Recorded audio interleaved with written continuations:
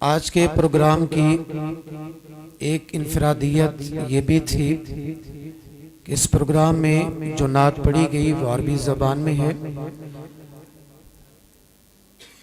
اب آتے ہیں اپنے اصل عنوان کی طرف کہ سوچ کیسی ہونی چاہیے۔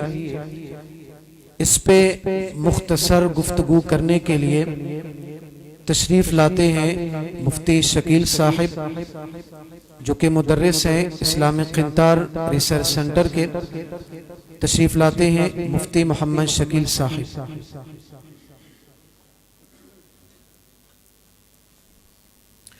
بسم اللہ الرحمن الرحیم، بسم اللہ والحمدللہ والصلاة والسلام علی رسول اللہ، اما بعد۔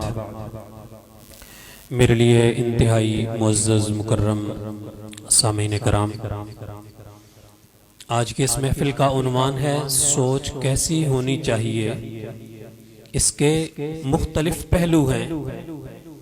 اس کا ایک پہلو یہ بھی ہے کہ سوچ بنتی کیسے ہے، کہ انسان کہاں سے سوچ اخذ کرتا ہے، وہ کون سی ایسی چیزیں ہیں جہاں سے انسان کی سوچ بنے گی، پروان چڑھے گی، جو انسان کے اعمال میں دخل اندازی کرے گی۔ یہ سوچ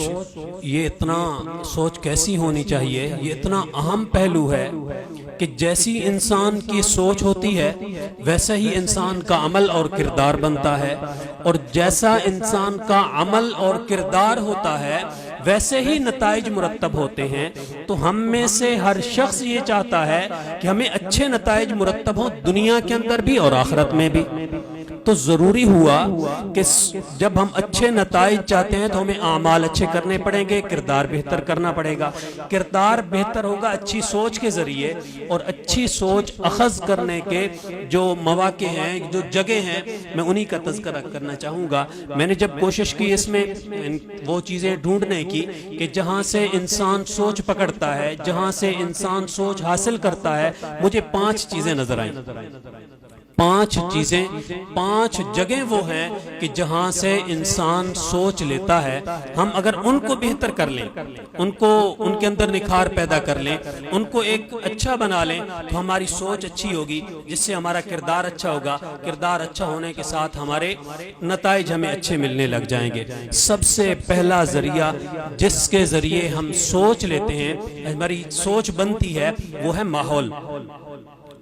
مجھ سے آپ اتفاق کریں گے کہ ماحول ایک ایسی چیز ہے جہاں سے انسان کی سوچ بنتی ہے۔ ماحول اچھا تو سوچ اچھی، ماحول مثبت سوچ مثبت، ماحول دین والا سوچ دین والی، ماحول بے دین سوچ بے دین بنے گی۔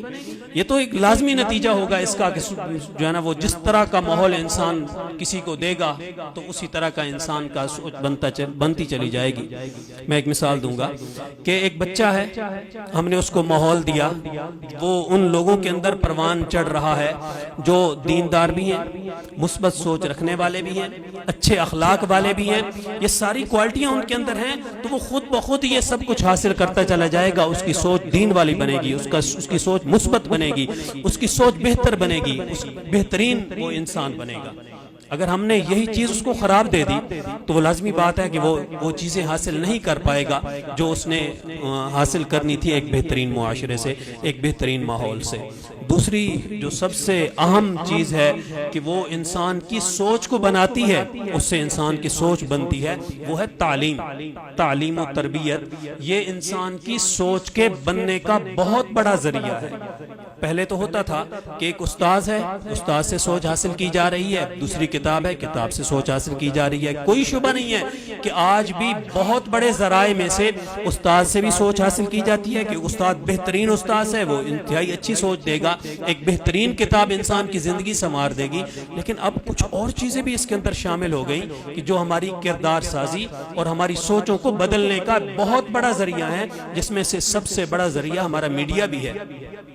وہ پرنٹ میڈیا ہو، وہ الیکٹرونک میڈیا ہو، کوئی بھی ہو، لہٰذا ہمیں اس بات پہ بھی توجہ دینی چاہیے کہ ہم جو تعلیم حاصل کر رہے ہیں یہ کہیں ہمیں منفی سوچ کی طرف نہیں لے کے جا رہی. ہم جس سے حاصل کر رہے ہیں کہیں وہ تو ہمیں منفی کی طرف نہیں لے کے جا رہا. ہم جو کتاب پڑھ رہے ہیں وہ کتاب ہمیں کہیں غلط نظریات کی طرف تو نہیں لے جائے گی.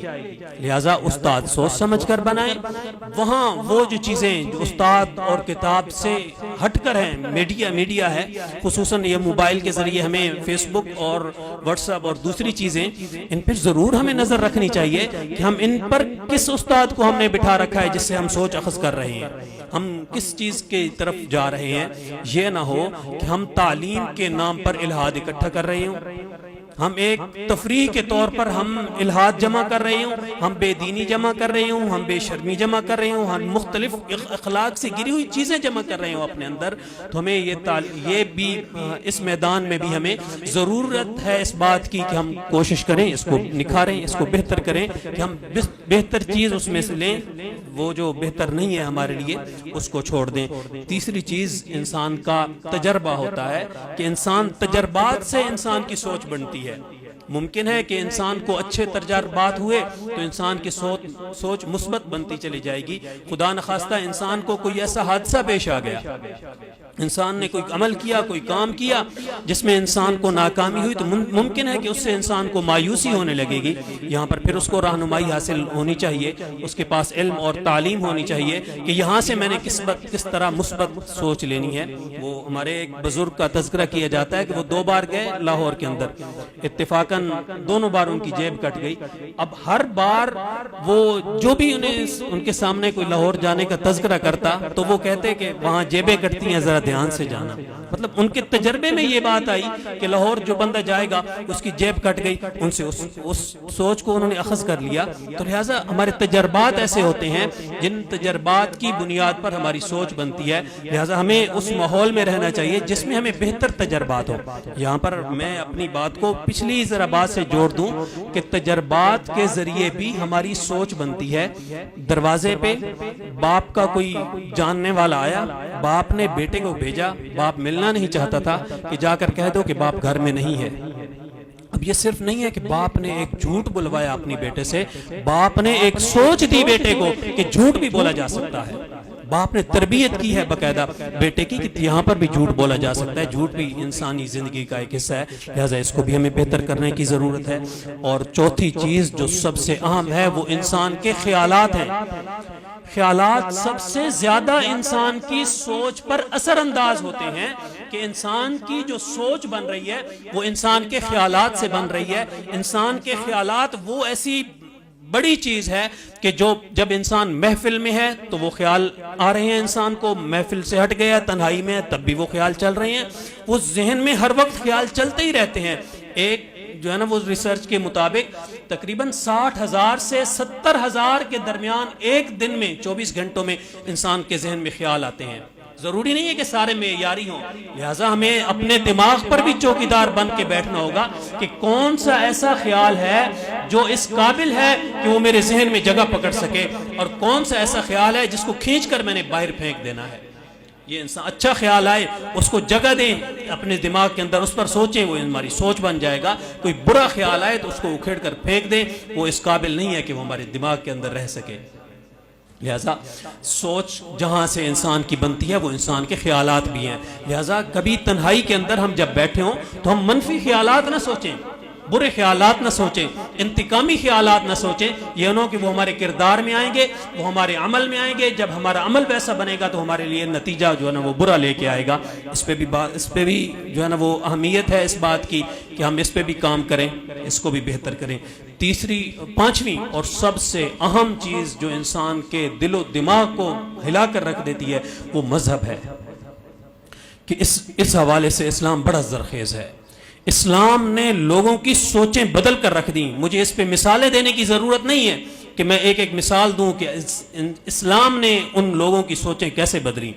نبی مکرم خاتم النبیین صلی اللہ تعالیٰ علیہ وسلم سے پہلے وہ معاشرہ جو تکبر کے اندر، وہ بڑھائی کے اندر وہ اتنا بڑا ہوا ہے بدعنوانی کے اندر کہ کسی کا گھوڑا آگے نکل جاتا ہے تو اس بات پہ لڑ پڑتے ہیں. پہلے کسی نے گھوڑے کو پانی پلا دیا، اس بات پہ لڑتے ہیں، 40 سال تک لڑتے رہتے ہیں. لیکن جب اسلام نے، مذہب نے ان کی سوچ کو بدلا تو پھر وہی لوگ اپنی جان دے رہے ہیں، اپنی جان ان کی جا رہی ہے، لیکن پانی دوسروں کو پیش کر رہے ہیں، دوسروں کے لیے جانیں نچھاور کر رہے ہیں۔ وہ لوگ جو اپنی شرطوں کو پورا کرنے کے لیے عورتوں کے پیٹ چاک کر دیا کرتے تھے، وہی لوگ جب ایک مذہب نے ان کی سوچ کو بدلا تو پھر اس قدر بدلا کہ حاتم طائی کی بیٹی یہ کہتی ہے کہ میرے بھائی تیرے گھر کے اندر میری عزت اتنی سلامت نہیں ہے جتنی محمد صلی اللہ علیہ وسلم کے ان غلاموں کے اندر میری عزت سلامت تھی۔ لہذا مذہب بھی انسان کی سوچ کو بدلتا ہے۔